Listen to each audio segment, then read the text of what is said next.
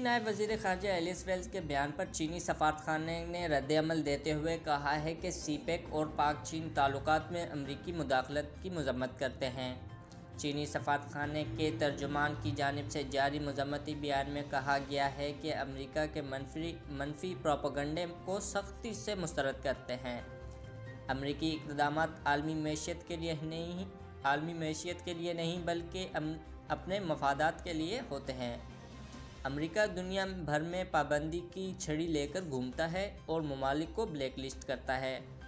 America हक़ाइक़ से आंख चुराकर सीपेक पर अपनी बनाई हुई कहानी पर कायम है। चीनी सफारतखाने की जानिब से जारी बयान में कहा गया है कि चीन पाकिस्तानी अवाम के मफादात को तरजीह देता है। गुज़िश्ता 5 बरसों में 32 मनसूबे क़ब्ल अज़ वक्त मुकम्मल हुए।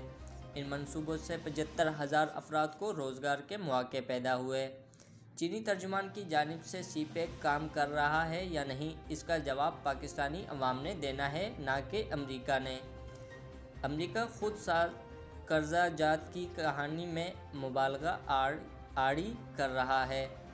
अमरीका का हिसाब किताब कमज़ोर और इरादे बुरे हैं। चीन ने किसी मुल्क को कर्ज़ों की अदायगी के लिए जबरी तौर पर मजबूर नहीं किया।